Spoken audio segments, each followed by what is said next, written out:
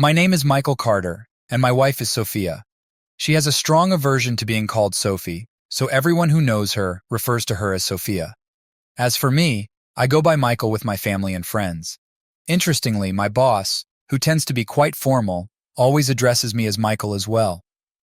We have a good working relationship, and I genuinely enjoy my job. I work as a lawyer at a firm specializing in management consulting and accounting, with a focus on corporate law. Although my hours are long, I have the flexibility to adjust my schedule when needed, depending on the project's demands. I have deadlines to meet, but I make sure to fulfill them so my boss remains satisfied. Sophia works for a publishing company and primarily edits manuscripts from home. Her job allows her to set her own hours, giving her the opportunity to care for our 3 children. We have 2 daughters, aged 8 and 6, and a 5-year-old son. Our family life is typical, with busy schedules, numerous activities for the kids, and an effort to enjoy ourselves whenever we can. As a couple, we try to go out together at least twice a month. While we don't always succeed, we make a consistent effort. Up until recently, I thought Sophia was content with our life together. Despite my demanding 60-hour work weeks, I believed she was happy with our relationship. I thought we had a solid bond. Our intimate life was active, and I took care to do little things that showed my love and appreciation for her as a wife and mother. But about a year ago, during one of our date nights, everything shifted in our relationship. Sophia initiated a conversation that would alter the course of our lives. "Honey, do you ever feel like we're missing out on something?" she asked. I responded, "Gosh, I'm not sure. What are you thinking about, Sophia?" She continued, "Lately, it seems like we're stuck in a routine. Do you notice it too, dear?" I asked her what this routine looked like to her. She explained, "It feels like all we do is work and take care of the kids. We hardly have any time for ourselves." I pondered her words and tried to anticipate where she was headed. "Would you like to go on a vacation, just the 2 of us? We could ask your parents to watch the kids for a week and head to the Caribbean for some sun and relaxation." Sophia surprised me with her response. "That sounds nice, honey, but I had something else in mind to shake things up a bit." Intrigued, I asked, "What exactly are you thinking, dear?" Sophia hesitated before saying, "You know how we've talked about the idea of exploring closeness with others? What if we actually tried it?" My heart began to race. "What are you suggesting?" I asked. She urged, "Just hear me out for a minute. What if we explored the possibility of having an open marriage? We could take it slow and see if it works for us before making any major decisions." I was caught off guard. "This is surprising. I don't know what to say," I confessed. Sophia continued, "Think about it. What if we found other people who were compatible with us to have closeness with occasionally, without any romantic commitments? Imagine the passion and excitement we could bring back into our marriage." I realized I was holding my breath and finally asked, "What exactly are you proposing, Sophia? You want to be intimate with another man?" She smiled and clarified, "It wouldn't be cheating, dear. It would be casual, without romance or a relationship. Just occasionally, maybe a few times a month. That's all. What do you think?" Stunned, I asked again, "Let me make sure I understand. You want to have sex with other men a couple of times a month?" Sophia replied, "Well, it doesn't have to be exactly twice a month. It could be more or less, depending on what we decide." I was so shocked. It felt as though I had been struck with a hammer. I took a moment to process. "So, we would both be involved in this?" I asked. Sophia assured me, "Yes, of course. We would both share in the excitement. Just imagine the new things we could discover about pleasuring each other that we haven't explored yet. Think about the renewed passion we could experience." I exhaled deeply and asked, "But how would we even start? Do you already have someone in mind if I agree? Because right now, I'm not on board, Sophia." She responded, "Take a moment to consider it. We could enjoy intimacy without any obligations. It would be at a time that doesn't disrupt our schedules or family life, and we'd still be there for each other just like before. Our family wouldn't be affected, and our personal lives might even improve. We could experience a boost in passion and connection." Deep down, I felt something was amiss. Sophia always plans everything meticulously, and I suspected she had given this scenario considerable thought and might even have someone specific in mind.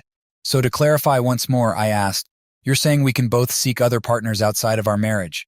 You won't feel jealous, upset, or hurt if I'm with another woman, and you expect me to be okay if you're with another man. Is that what you're proposing?" Sophia confirmed, "Yeah, that's pretty much it. What do you think? Should we give it a shot?" I needed to get to the bottom of it. Who was this man she wanted to be intimate with? If I agree to this wild idea, when would you want to start, and who do you have in mind? I asked. Her eagerness was a giveaway. Well, there's this guy named Ethan at the publishing company. He's been asking me out to lunch whenever I'm at the office.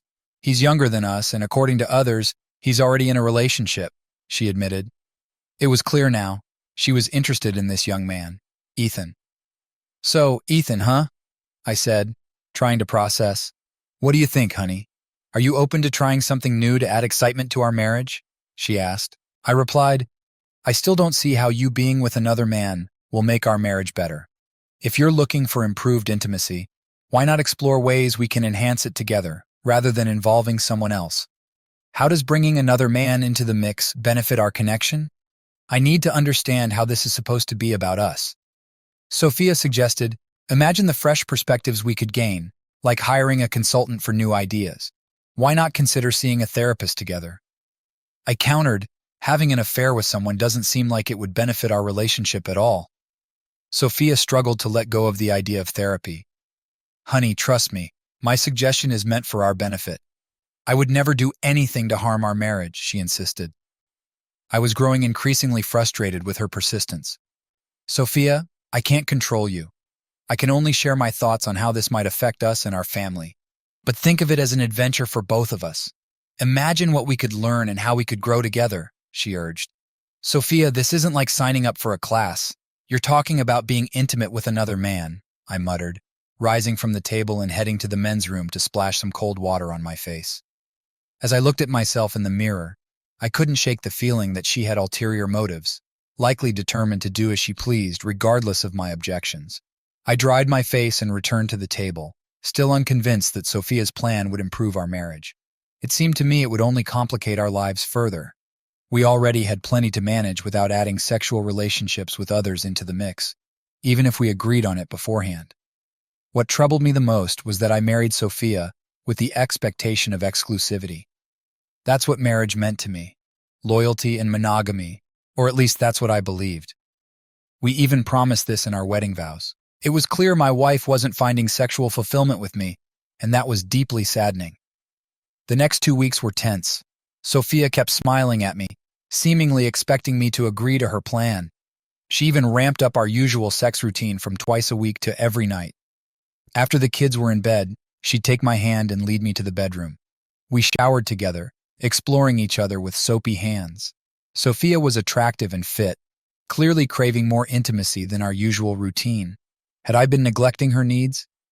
In bed, she was more enthusiastic than she had been in years, eager to try positions we hadn't used since before having kids. Maybe we had fallen into a rut, but was having sex with others really the solution? A week later, when Sophia hadn't mentioned the open marriage again, I thought she might have forgotten about the idea. Perhaps she really just wanted more sex. I was wrong. Sophia continued initiating intimacy every night. After a particularly passionate session where she engaged with me twice, she brought up the topic again. Honey, have you given any more thought to trying an open marriage like I suggested? She asked. I admitted, honestly, I was kind of hoping all this extra sex meant you had changed your mind about the whole thing. Sophia responded, the closeness we've had lately has been amazing, but it's pretty much the same every time. We need to switch things up, make it more exciting. That's what I'm hoping we can learn from others. I felt disappointed that she still wanted an open marriage. So, you still want us to be open so you can be with other men? I asked, my tone reflecting my frustration. Don't be so down, Will. This is an opportunity for us to grow individually and bring new experiences to our marriage. The passion and excitement you want, you're not getting with me right now, are you? This is a chance for both of us to explore new things to enrich our relationship. I believe it will strengthen us as a couple, Sophia explained. Sophia, as I've said before, I don't control you. You make your own choices. If this is truly what you want, then I suppose you'll go ahead with it even if I don't agree. Just be cautious with your decisions, because they all come with consequences, I said. Thank you, Will. You'll see. This will benefit both of us, she replied. With that, it seemed the matter was settled. I left the room to get a strong drink. I knew my marriage was over, and there was little point in trying to change her mind. Sophia had what she wanted, free rein to be with other men. There wasn't much I could do to stop her. The situation was a mess, but it was time for her to face the consequences. A month later, Sophia wasted no time meeting up with Ethan from her workplace. They met twice a week, despite our agreement not to stay overnight with lovers. After their fourth meeting, she began texting me late at night, claiming she had been drinking wine and shouldn't drive. How convenient. I suggested she take a cab. Sophia's actions had led to more complications. She revealed my supposed acceptance of her involvement with other men. Ethan asked if I held any grudges against him, or if I intended to seek revenge. I reassured him, visibly calming him down, but made it clear that he must use protection with Sophia from now on, with no exceptions. I warned him of potential repercussions if he ignored this directive. "Does your girlfriend know about your involvement with Sophia?" Ethan asked. "What girlfriend?" I replied. "Sophia is my girlfriend." Ethan was surprised. "Sophia told me you had a girlfriend, and having sex with her was an addition to your relationship with her." I explained, "My last girlfriend and I broke up months ago. Sophia is my only girlfriend now." This was a clear indication that Sophia had been dishonest with me. She had misled me about her connection with Ethan and her expectations for their future together. It became apparent that her vision for the future was vastly different from mine. A few nights later, Sophia was furious when she learned that I had met Ethan. "Will, why did you see Ethan? He mentioned that you were angry and threatened him," she demanded. I couldn't help but smirk inwardly. "Did he tell you that I insisted he use protection if he's going to have sex with you?" I asked. "Yes, he did. But using protection ruins the fun. Why are you insisting on that? We're both STD-free, for heaven's sake," she replied, visibly upset. I took a calm approach. "Honey, I'm concerned about your safety. We agreed that you and Ethan would use protection. You consented to that," I said. Sophia muttered something under her breath and stormed off. We didn't speak for 2 days. When we finally did, she was furious again. "Are you satisfied now? Ethan broke up with me. I won't see him again." "Is that what you wanted when you went to see him?" she asked. "What I wanted, my dear wife, was to ensure your safety. I didn't want you to risk getting a disease that could harm or even kill you. That's what mattered to me. I also wanted to avoid any disease spreading to me, although it seems irrelevant now since we haven't been intimate in so long that I can't remember the last time. What happened to the idea that an open marriage would benefit us and strengthen our relationship? When is that going to happen, Sophia?" I was clearly angry, and she knew it well. "Well, I hope you're satisfied now," she snapped and stormed off. A coldness settled over our marriage. It was a silent month, with hardly any communication between us. Then everything suddenly changed. Sophia announced she was meeting a new man. She dressed in a revealing blouse and skirt paired with 4-inch heels. Her hair and makeup were flawless, and she wore a new perfume that I hadn't noticed before. Suddenly, she was excessively sweet, calling me dear for the first time in a while as she mentioned going out to meet someone she had met online. Alarm bells went off in my mind. "All right, where are you going and who are you meeting?" I asked. I reminded her that she was expected home that night, emphasizing it should be tonight, not at 4 a.m. Things quickly spiraled out of control from there. I did manage to find out his name, occupation, and that he was divorced. Sophia started seeing David once a week, but after a few months, she was practically living with him. She only stayed at home a few nights a week, sometimes just one, typically when her lover was away for work. I believe he works as a sales representative for a pharmaceutical company, but Sophia was secretive about him. Frustrated with her behavior, I moved her belongings to the spare bedroom.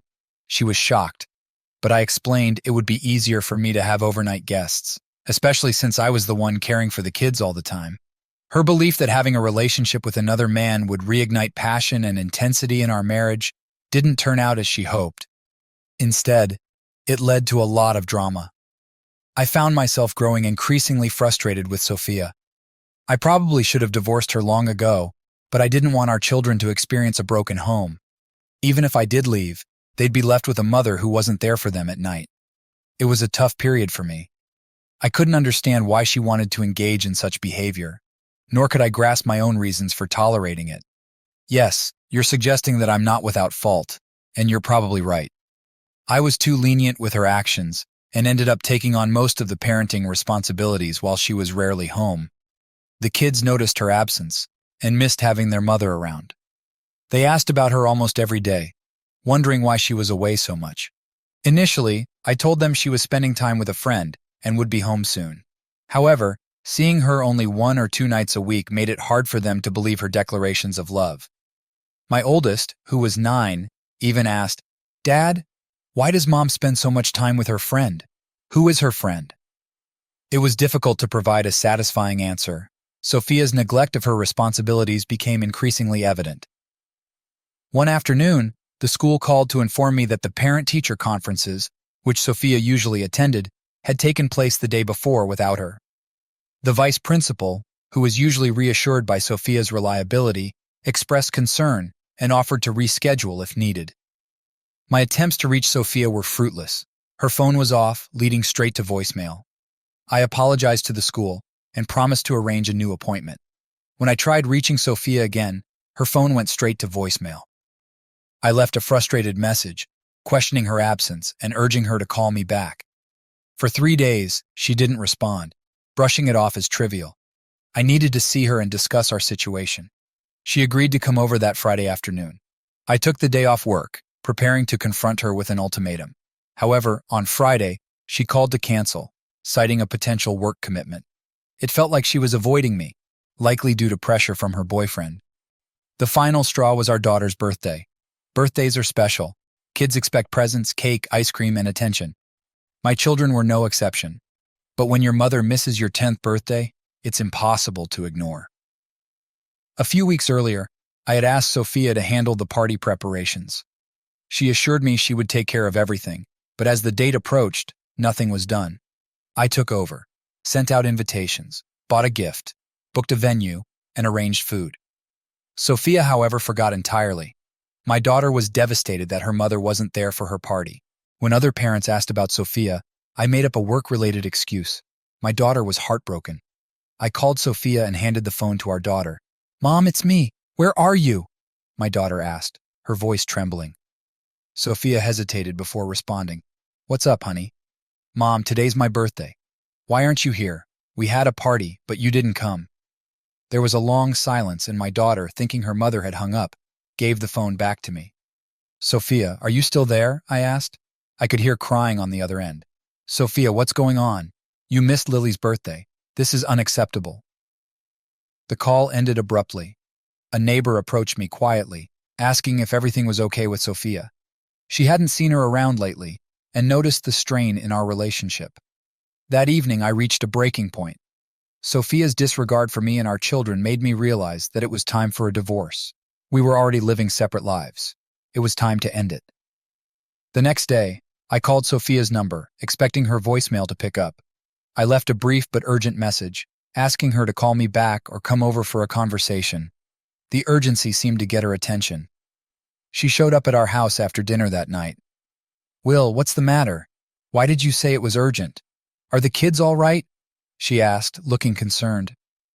"Sophia, I'm glad you came. We need to talk seriously. Please, have a seat." She glanced at her watch as I spoke. "I don't want to waste time, so let's get to it." "All right. What's going on?" she asked, trying to sound nonchalant. "Since you've been away, the kids have been asking when you'll come back home. Are you planning to return? Because it seems like you've already left us." "Of course I'll come back, Will. I need this time to rediscover the passion and connection we've lost. Once I've fulfilled that need, I'll return home. I'll be a better wife, and we'll be a family again." "Sophia, let me be clear. Lily was devastated when you missed her birthday party. Our other children are also wondering if you'll be there for their birthdays. You've been absent for too long." Sophia's face showed shock. "I didn't realize it was so important. How could I have forgotten? Here's the reality, Sophia. I've decided that I want a divorce." "What? Why? I'll come back soon." "Sophia, the marriage is over. You've abandoned your role as a wife, and since you've already moved out, I can't fulfill mine either. You shouldn't have left in the first place. I've kept quiet for the sake of our kids, but this has gone too far. You've moved out and all but forgotten your children and me. My lawyer says the court will view this as abandonment." "But Will, I love you and the kids. Can't you see that?" "No, Sophia, I don't see love. If you truly loved me, you wouldn't be having an affair. If you cared about our family, you wouldn't have left. Moving in with your boyfriend and talking about rekindling passion is just a bad joke. Your actions speak volumes about how much you care, or don't care, about our kids. I'm done with this charade. We're getting divorced. Pack your things and go back to him. You're not my wife anymore, I declared, my voice steady but resolute. I'm no longer your husband. I'm going to start looking for someone new, both a wife and a mother for our children. But Will, we're still married. I'm your wife and you're my husband. I love you. I don't want a divorce. Well, I do want a divorce, I countered. I've looked into it, and the courts here recognize when someone has abandoned their marriage. You left our marriage and our children. Now go back to David, where you want to be. I don't want you here anymore. Sophia looked stunned by my words. She gathered her purse silently and left the house. What she didn't know was that while she was with David, I had started seeing someone new. Her name was Olivia. She had 2 children, and her husband had left her for a younger woman. Our first date went remarkably well, and my kids were thrilled about the new prospect. When I returned home, my daughter approached me with a question. Dad, how was your date? It went really well, I replied with a smile. I had a great time. Olivia is a very nice person. I like her a lot. Is she going to be our new mom? I was taken aback by the question. Wow, that's quite the question. You don't need to worry about that right now. It was just our first date, and I'm not sure when there will be a second. Dad, is Mom ever coming back? That was a tough question to answer. I spoke gently. I don't know, sweetheart, but I promise you one thing. I'm not going anywhere. I'll always be here with you, your sister, and your brother. You can count on that. Thanks, Dad. She hugged me tightly before heading back to her room, where I tucked her in.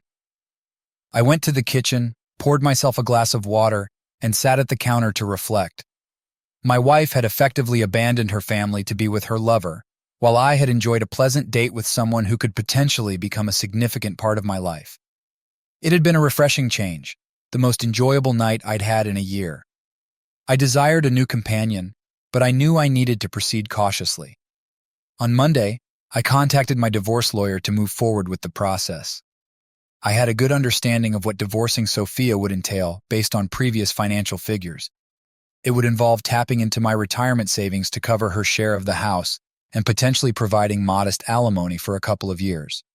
But it was a necessary step to move on. I instructed my lawyer to proceed with delivering the papers.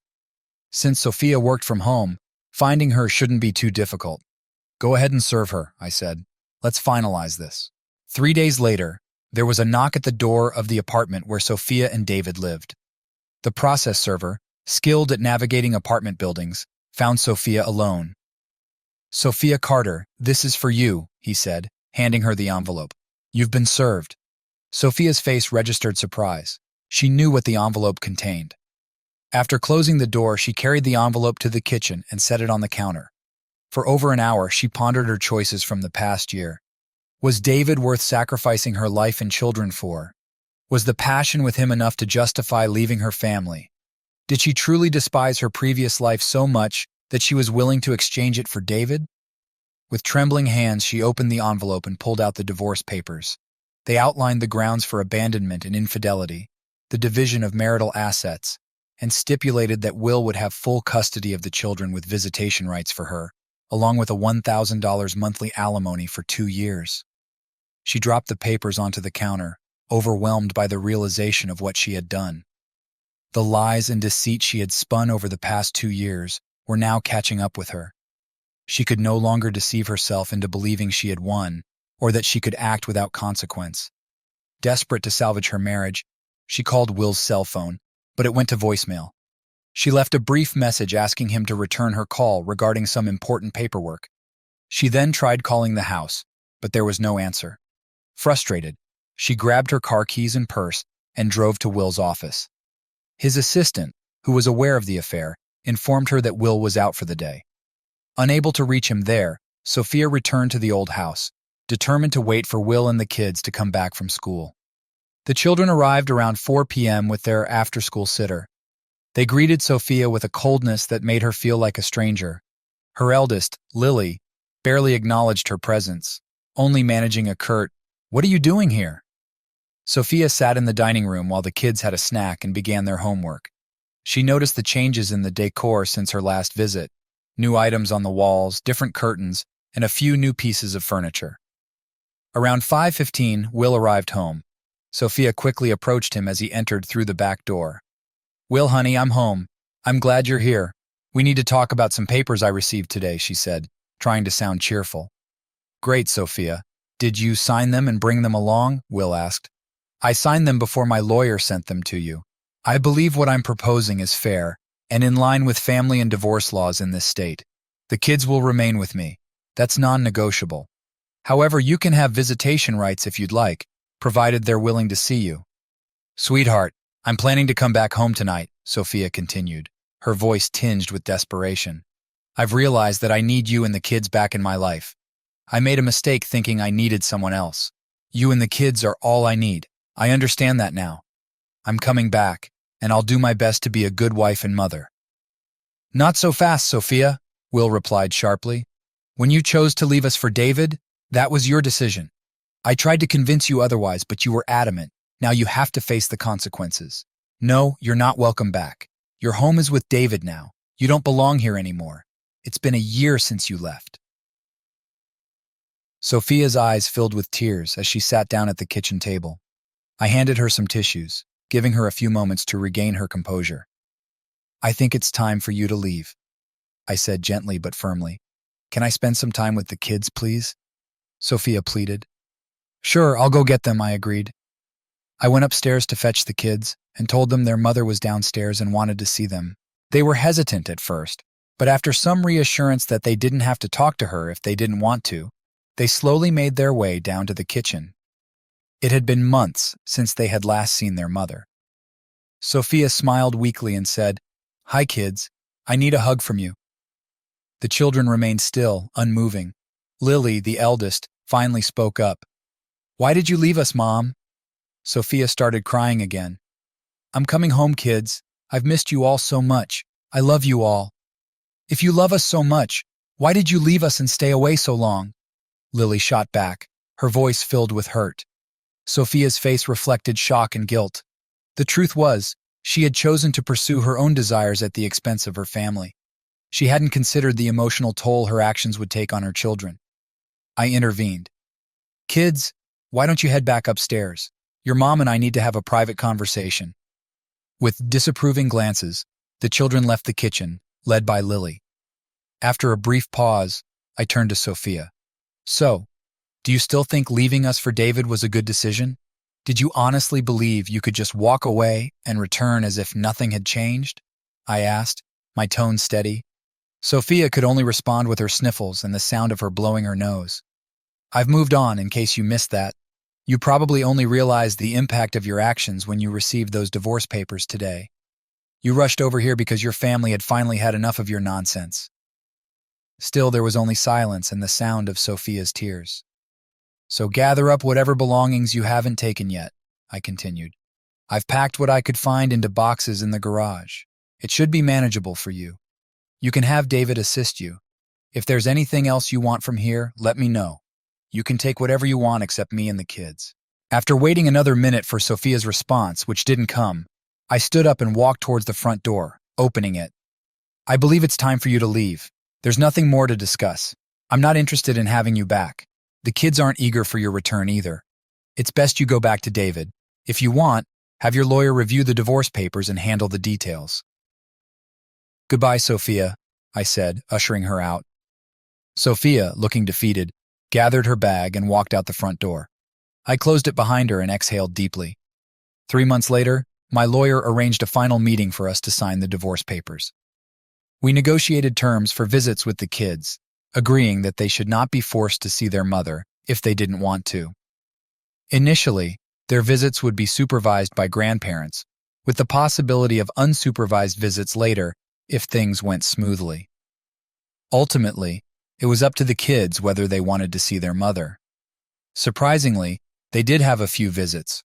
However, after meeting David, they felt uncomfortable and chose not to return. It seemed they had a good instinct for character judgment. Meanwhile, my relationship with Olivia continued to develop.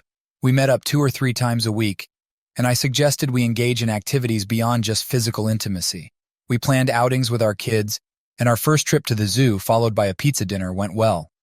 The kids got along splendidly, and it felt like a promising start to a new chapter in our lives. This marked the transition of my relationship with Olivia from casual dating to something more serious. A year has passed since then, bringing many changes into my life. I'm older and wiser now, and I share my home with Olivia and our combined family of 7. Managing 5 kids is no small feat, despite what some may claim. Thankfully, our house comfortably accommodates us all. By having 2 of the girls share a room, we've made it work. We've formed a close-knit family unit. Shortly after blending our families, Olivia and I tied the knot. Our wedding was a small, intimate affair held on a beach in the Dominican Republic, officiated by a judge friend. It was a memorable experience that I cherish deeply. We make it a point to have a date night every week, focusing on each other. Along with maintaining a fulfilling, intimate life, we prioritize open communication, agreeing that it's crucial, no matter the topic. One evening during dinner, the kids expressed a desire to try camping. We decided to give it a go and equipped ourselves with camping gear. We spent a night at a state park, and it was a huge success. The campfire and marshmallow roasting were highlights, though I had to duck a few times to avoid gooey, flaming marshmallows tossed by the kids. The laughter of 4 girls and 1 boy having fun with marshmallows was contagious. I decided to formally adopt Olivia's 2 daughters, ensuring that everyone in our household shares the same last name. This made things simpler for us and further solidified our family bond. About a month ago, during one of our date nights, Olivia surprised me once again. She's an incredible woman who brings me immense joy every day. That evening, while we were ordering dinner, I noticed she chose water instead of her usual wine. When she pulled a small white plastic stick from her purse, I immediately understood. She smiled and handed it to me. "Take a look at this, dear," she said. I was overjoyed to learn that Olivia was pregnant. The excitement grew when we discovered that we were expecting twins. With 7 children on the way, our family was expanding even further. Fortunately, I had recently been promoted at work to oversee the legal division, and my increased salary and bonuses would help us manage the financial responsibilities of a larger family.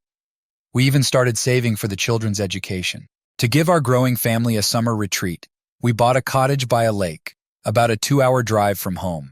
We've begun renovating and expanding it to suit our active and expanding brood. Looking back, I feel incredibly fortunate. Despite the difficulties of my failed marriage and Sophia's departure, I found a new beginning with Olivia. What initially seemed like a challenging period turned out to be a blessing, as I met someone who loved me and my children. Each morning, amidst the organized chaos of our large family, I feel a deep gratitude for Olivia and her daughters. And now, with 2 more children on the way, our family feels complete. Our children get along well, and we are genuinely happy together. Plus, my wife is stunningly beautiful.